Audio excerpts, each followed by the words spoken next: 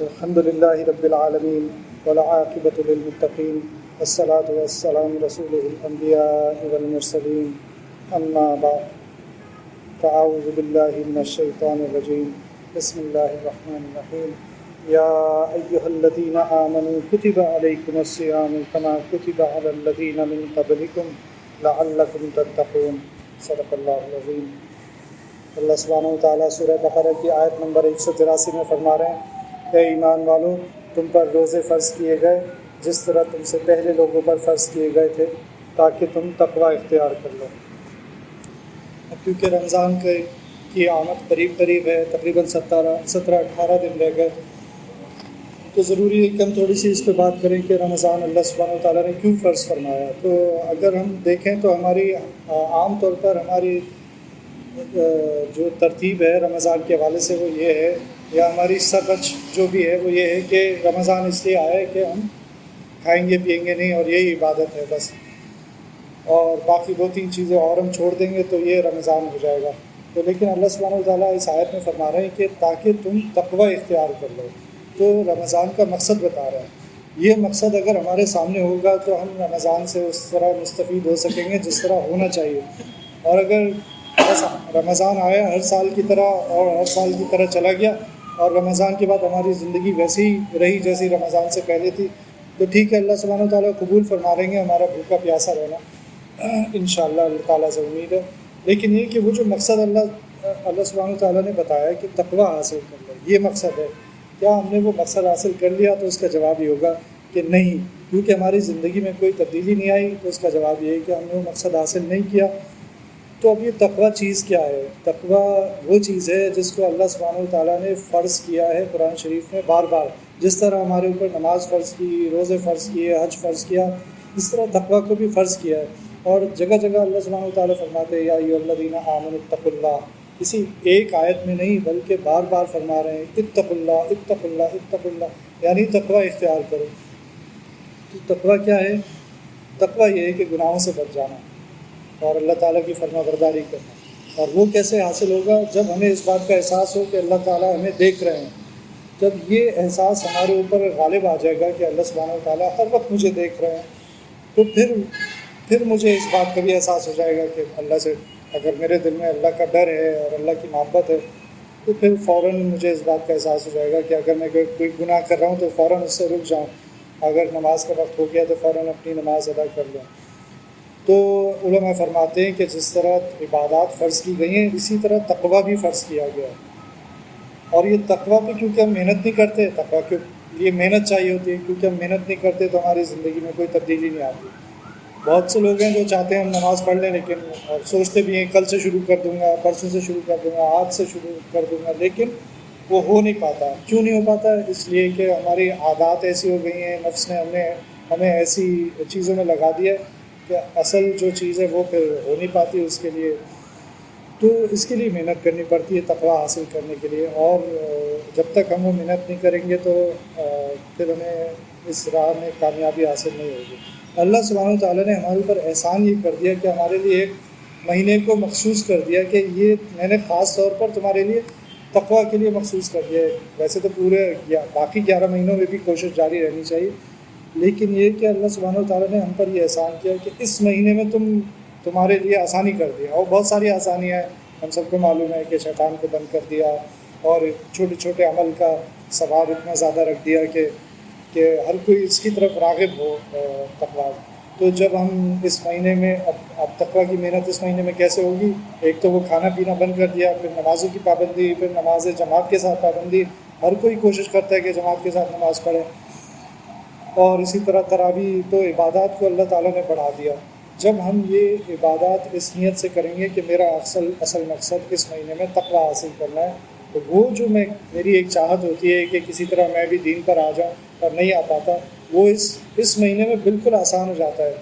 اور جو لوگ اس پہ کوشش کرتے ہیں اس کو مطلب اللہ تعالیٰ نے، کیونکہ اللہ سبحانہ وتعالیٰ نے یہ مہینہ بنایا اس مقصد کے لیے، پھر یہ ہو نہیں سکتا کہ آپ نے کوشش کی اور تقوی آپ حاصل نہ کریں، یعنی رمضان کے بعد کی زندگی آپ کی بدل نہ جائے۔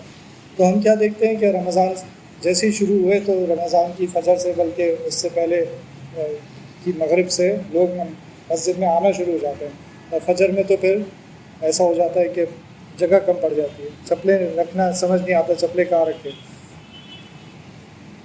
اور وہ 2-3 دن کے اندر وہ پھر جوش تھوڑا کم ہو جاتا ہے، پھر بھی لوگ نماز کے لیے آتے رہتے ہیں، لیکن جیسے ہی عید کا چاند نظر آیا تو عشاء کی نماز سے ہی نمازی غائب ہونا شروع ہو جاتے ہیں. تو یہ تو ہماری ناکامی ہو گئی. اتنی محنت کی، پورے مہینے میں اتنی محنت کی، اور اگر کوئی اس کے ثمرات حاصل نہیں ہوئے تو ہم ناکام ہو گئے. تو اس لیے ہمیں آج سے دعا بھی مانگنی چاہیے کہ اللہ ہمیں تقویٰ والی زندگی گزارنے کی توفیق عطا فرمائیے، اس رمضان تک ہمیں پہنچا دیجیے. اللہم بلغنا رمضان. اور جب ہم اس رمضان تک پہنچ جائیں تو پھر ہمیں زیادہ سے زیادہ عبادات کی توفیق عطا فرمائیے، زیادہ سے زیادہ قرآن شریف. یہ مہینہ قرآن شریف کا مہینہ ہے، اصل میں قرآن شریف اس مہینے میں نازل ہوا. تو زیادہ سے زیادہ جو لوگ اس بات کو سمجھتے ہیں وہ اپنے آپ کو وقف کر دیتے ہیں کہ 11 مہینے میں نے کما لیا، 11 مہینے ساری دنیا کے حوالے سے زندگی گزاری. لیکن یہ وہ مہینہ ہے جس میں میں اپنے آپ کو، وہ تو باقی تو نمازیں تو فرض ہیں، لیکن قرآن کے لیے اپنے آپ کو وقف کر دیتے ہیں کہ کم از کم پلان کرتے ہیں میں اس مہینے میں. بڑے لوگ تو 30 قرآن بھی پڑھتے ہیں، بڑے لوگوں نے 60 قرآن بھی پڑھے ہیں اس ایک مہینے کے اندر.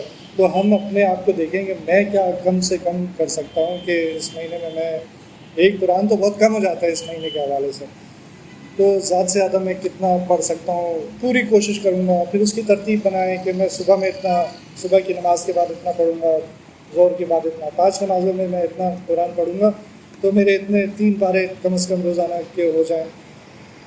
تو جب ترتیب بنائیں گے، نظام بنائیں گے تو آسان ہو جائے گا. ویسے مشکل لگے گا کہ اچھا 3 قرآن کیسے ختم کریں گے.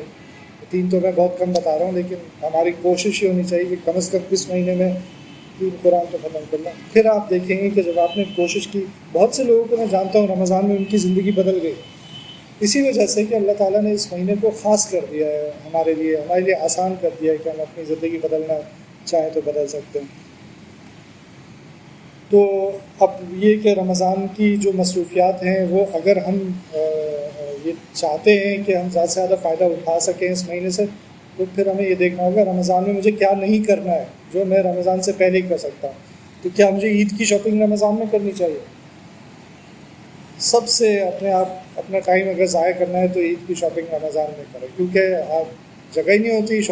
مجھے معلوم ہے، میں جاتا تو نہیں ہوں، لیکن مجھے معلوم ہے شاپنگ مال وغیرہ سب بھرے ہوئے ہوتے ہیں، اور ایک چھوٹا سا کام آپ کو کرنا ہو تو گھنٹے لگ جاتے ہیں اس میں. تو عید کی شاپنگ پہلے سے کر لیں، یا جو بھی تیاری کرنی ہو پہلے سے کر لیں. رمضان میں جو گروسریز کی شاپنگ ہے جتنی وقت سے پہلے ہو سکتی ہے اتنی کر لی جائے. گھر سے باہر نکلنا جو ہے وہ اپنے اوپر کوشش کریں، پابندی لگا دیں کہ مجھے تو اب گھر کے اندر رہنا ہے، زیادہ سے زیادہ نمازیں اور اپنی عبادات کرنی ہے. تو پھر اس مہینے میں یہ مہینہ گزر گیا، میں نے اس کو ضائع کر دیا، تو پھر یوں سمجھ لیں کتنا بڑا نقصان کر دیا. تو اس مہینے کو زیادہ سے زیادہ، اس میں وہ حدیث میں آتا ہے نا کہ حضرت جبرائیل علیہ السلام نے دعا کی اور 3 دعائیں انہوں نے کی، اور نبی کریم صلی اللہ علیہ وسلم نے آمین کہا. اب جو صحابہ کرام وہاں بیٹھے تھے انہوں نے تو دعا نہیں سنی، انہوں نے پوچھا آپ نے 3 دفعہ آمین کہا تو یہ کس وجہ سے کہا؟ تو نبی صلی اللہ علیہ وسلم نے فرمایا کہ جبرائیل علیہ السلام نے جو 3 دعائیں کی تھیں ان میں سے ایک دعا کا میں یہاں ذکر کرا کہ جس نے رمضان کے روزے پائے اور اس نے اپنی مغفرت نہیں کی تو ہلاک ہو جائے وہ شخص. جس نے رمضان کے روزے پائے اور اس نے اپنی مغفرت نہیں کروائی، ہلاک ہو جائے وہ شخص. اب دعا کرنے والا کون ہے؟ حضرت جبرائیل علیہ السلام، جو تمام فرشتوں میں سب سے افضل فرشتہ. آمین کہنے والا کون ہے؟ نبی کریم صلی اللہ علیہ وسلم، سید الانبیاء. یہ کیسے ہو سکتا ہے کہ یہ دعا قبول نہ ہو؟ تو اس لیے ہمیں بہت زیادہ اس بات کا خیال کرنا چاہیے کہ یہ مہینہ آ رہا ہے، اس میں ہم اپنی راتیں جو ہیں وہ کھیل کود میں ضائع نہ کریں. راتوں میں بھی پلان کریں کہ ہمیں اپنی راتیں کیسے عبادات میں گزارنی ہیں، اور دن کو بھی ضائع نہ کریں.